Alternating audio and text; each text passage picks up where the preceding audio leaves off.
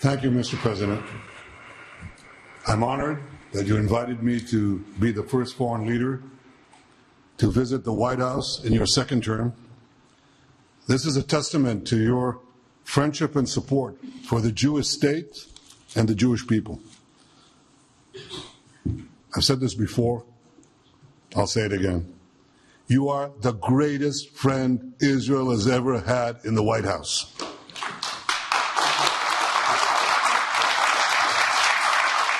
And that's why the people of Israel have such enormous respect for you. In your first term, you recognized Jerusalem as Israel's capital. You moved the American embassy there.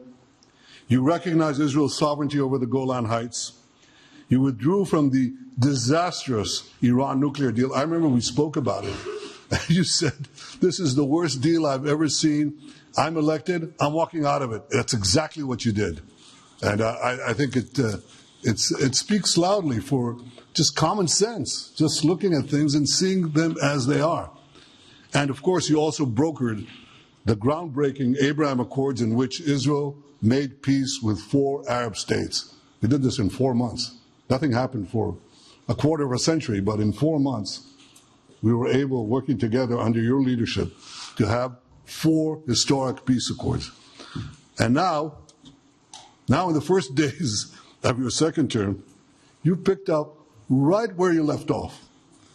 Your leadership helped bring our hostages home, among them American citizens.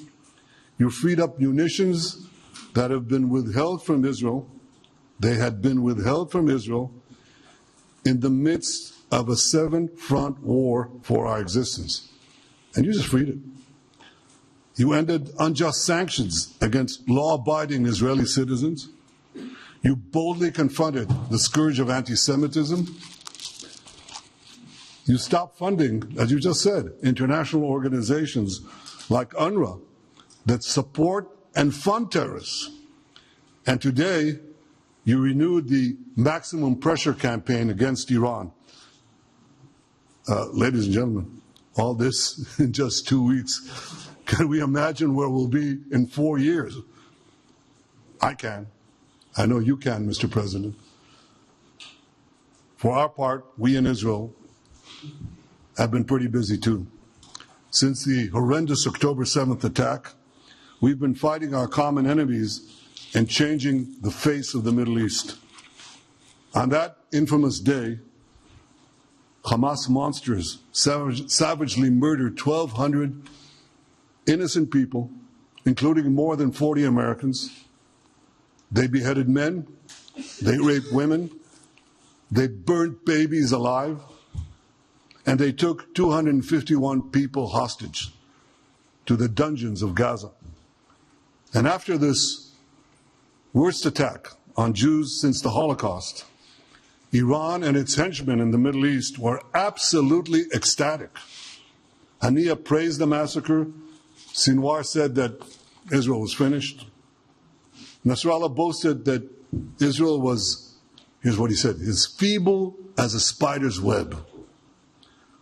Well, Mr. President, Haniya is gone.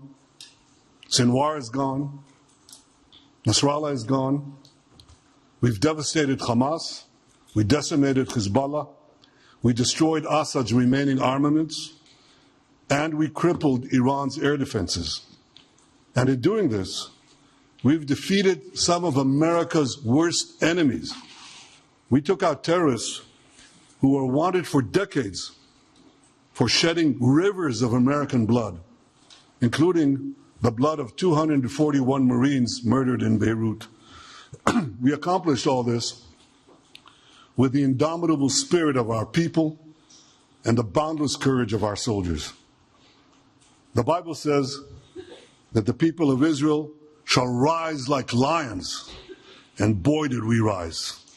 Today, the roar of the Lion of Judah is heard loudly throughout the Middle East. Israel has never been stronger, and the Iran terror axis has never been weaker. But as we discussed, Mr. President, to secure our future and bring peace to our region, we have to finish the job. In Gaza, Israel has 3 goals. destroy Hamas's military and governing capabilities, secure the release of all of our hostages, and ensure that Gaza never again poses a threat to Israel. I believe, Mr. President, that your willingness to puncture conventional thinking that has failed time and time and time again, your willingness to think outside the box with fresh ideas will help us achieve all these goals. And I've seen you do this many times. You cut to the chase. You see things others refuse to see. You say things others refuse to say. And after the jaws drop, people scratch their heads and they say, you know, he's right. And this is the kind of thinking that enabled us to bring the Abraham Accords. This is the kind of thinking that will reshape the Middle East and bring peace. We also see eye to eye on Iran. That's the same Iran that tried to kill us both. They tried to kill you, Mr. President. They tried through their proxies to kill me. And we're both committed to rolling back Iran's aggression in the region and ensuring that Iran never develops a nuclear weapon. Mr. President, ladies and gentlemen, Israel will end the war by winning the war. Israel's victory will be America's victory. We will not only win the war, working together, we will win the peace.